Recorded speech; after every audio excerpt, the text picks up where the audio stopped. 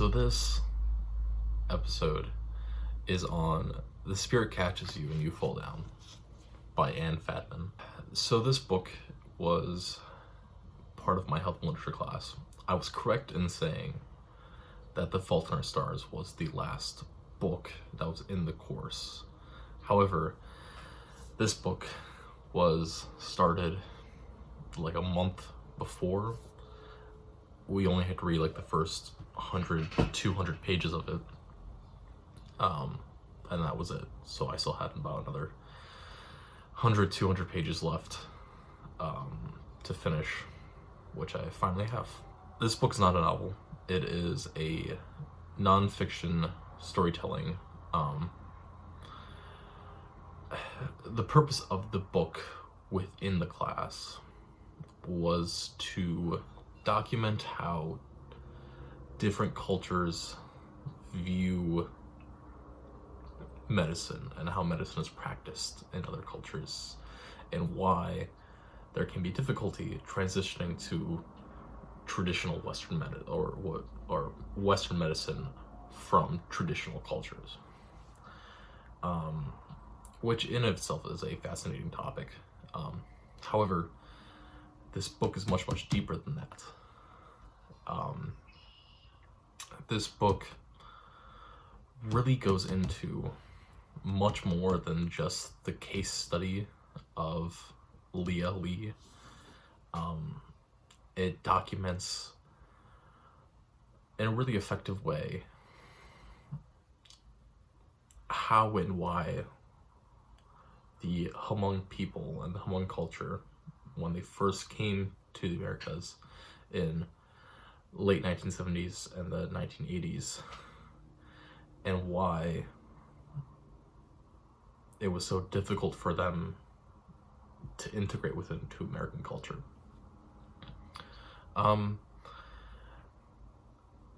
This is still a problem that can be seen today. It's not in terms of like the Hmong culture. Hmong culture has become much more homogenized and much more accepting of American culture. But just in terms of the way that Americans think about America versus what the American experience is like for people who are moving into America and immigrating into America, right?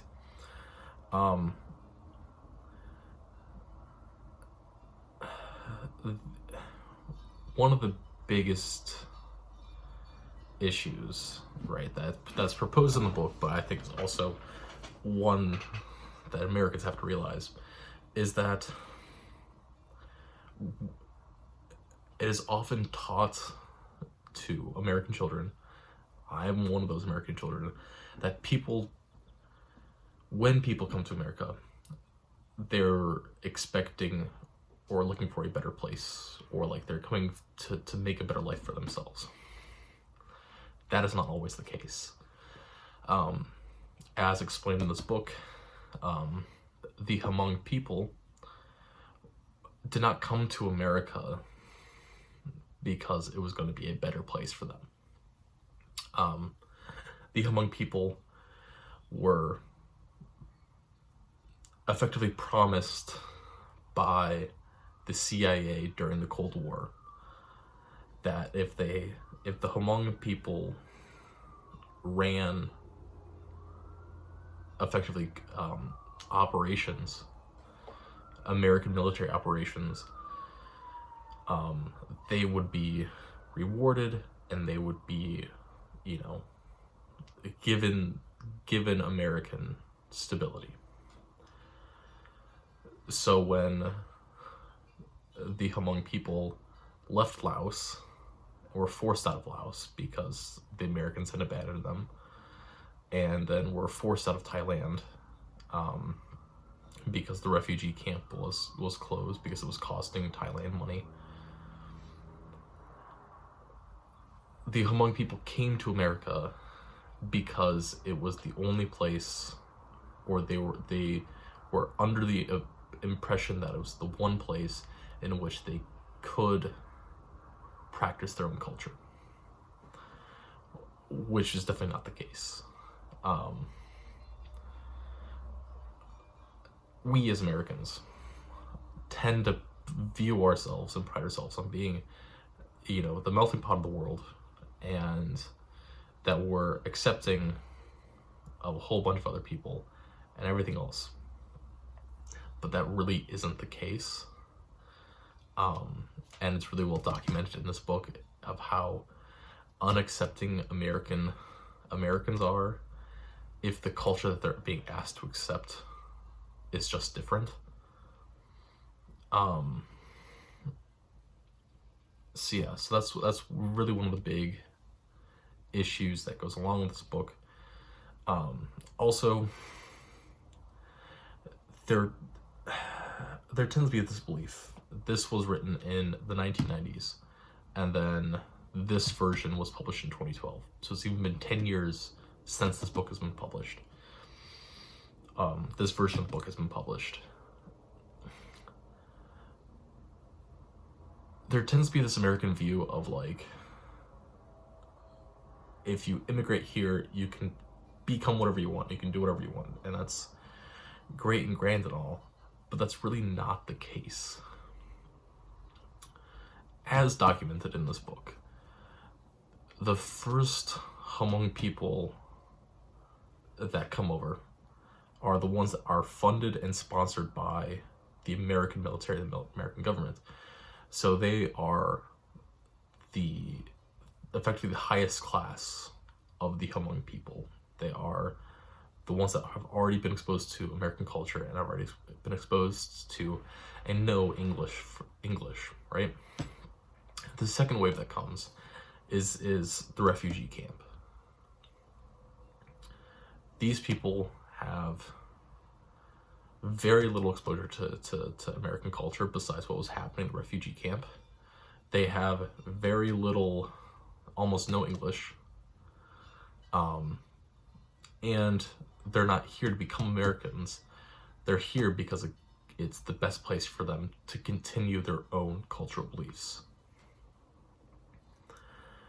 And then when it comes to economics, the Hmong people are people of nomadic farmers, is what we would consider them in American terms. And they're very proud people.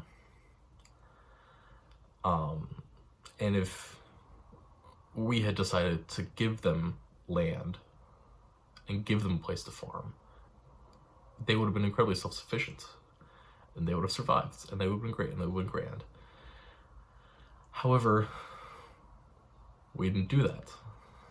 We placed them into overcrowded and densely populated inner cities where culturally they just didn't and just couldn't mix, and then got upset when they were reliant on welfare, right? A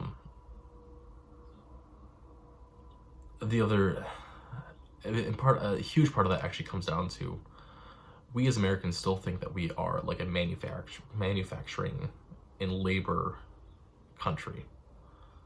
That is still a belief that's held to this day in 2022. We're not. But we still act like we are. So we push in,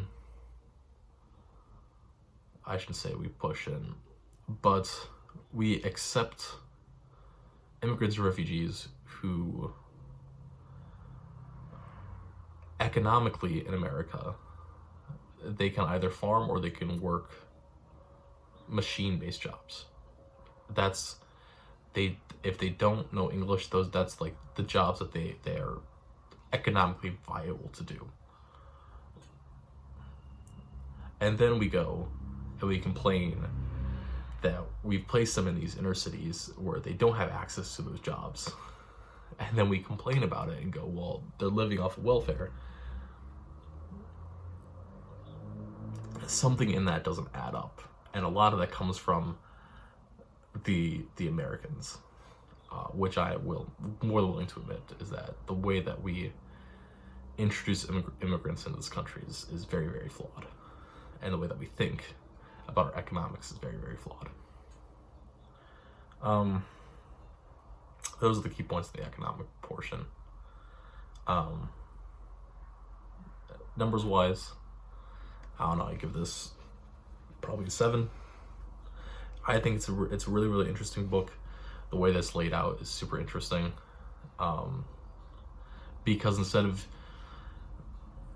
if you wanted to fully grasp what's happening, the way this book will be laid out is that you would do all the background information to the Hmong people first, and then you would put in Leah's case.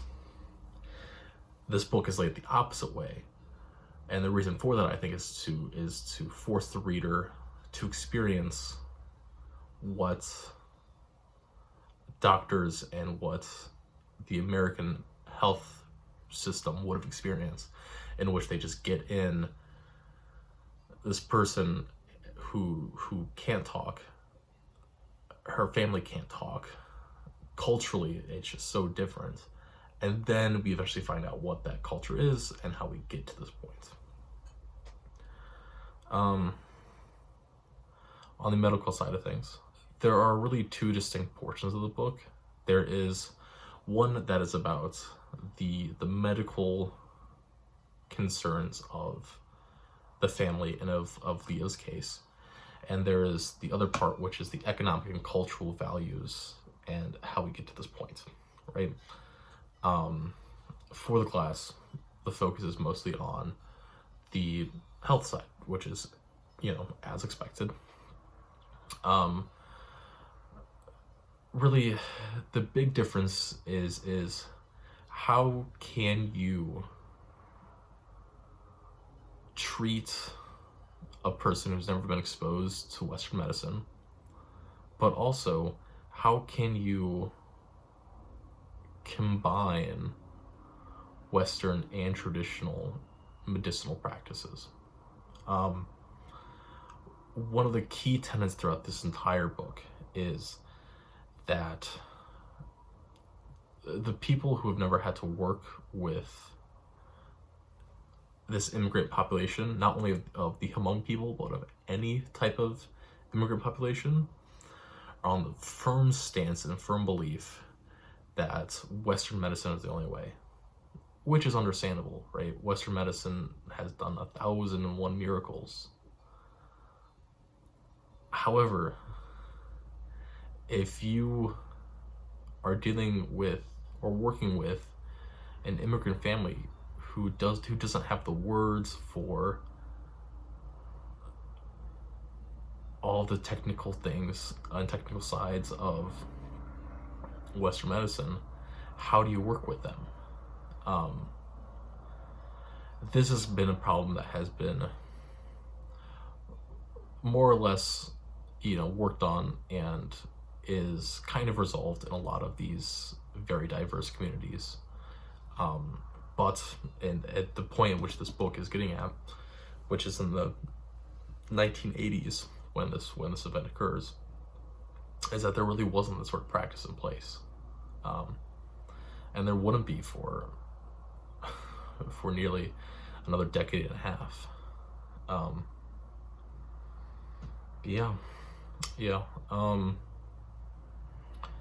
One of the more interesting tenets of the book that gets kind of pushed at is this idea of having to have two separate ways of treating people. There's a doctor that gets mentioned in the book that is not well liked by his peers. He is seen as like the last one to graduate or last in the class of his peers. But he is the person that the Hmong community prefers and goes to the most. And the reason for that is because he was willing to, and although didn't really ask questions about it, was willing to accept the Hmong culture and wanting specific things and that sort of deal, right? Versus the doctors who are top of the line and graduated first in the class, they could not deal with the Hmong community because they just weren't willing to work with anything that wasn't Western medicine. It gets brought up again really late into the book, of where Leah's family, Leah being the one that is having a series of seizures, and eventually becomes brain dead from them. There is I don't remember his exact title, but he comes to work with the family and is trying to like ask them questions and things, and the family just shuts down around him because he is so incredibly smart that he just can't find a way to dumb things down. He keeps making references to a whole bunch of like classical literature and really westernized things, of which he's dealing with a translator, and the translator just doesn't know how to even go about doing this, right? And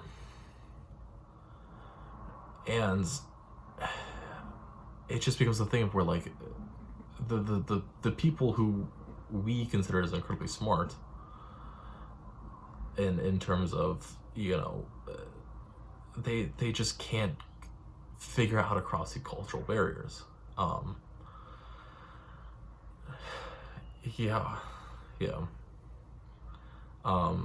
guess the final piece of notes on the medicinal side is the fact that, and what surprised me the most, because I felt like this really should have been obvious, and maybe that's just because I'm speaking from my perspective in the 21st century and having a lot of diversity culture taught to me, is that translators can't just be translators. Translators have to be cultural brokers as well. And if you don't have someone who can translate and be a cultural broker between two very different communities, it's just never going to work. Especially when dealing with a culture that is as proud as the Hmong culture, wherein if you don't take the time to try and figure out anything and make it at least look like you're trying, things are never ever going to go well. All right, now you can go on to the economic points of me.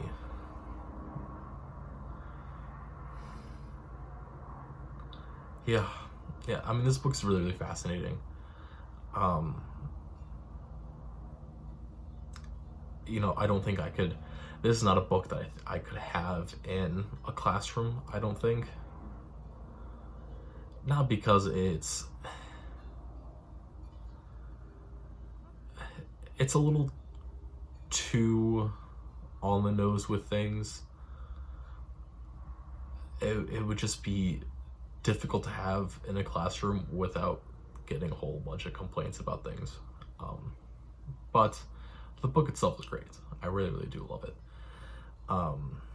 That's really one of the main reasons why it's gotten a lower score probably than I think it deserves, because I just couldn't have this in the classroom in any sense of the word. And that's all I got.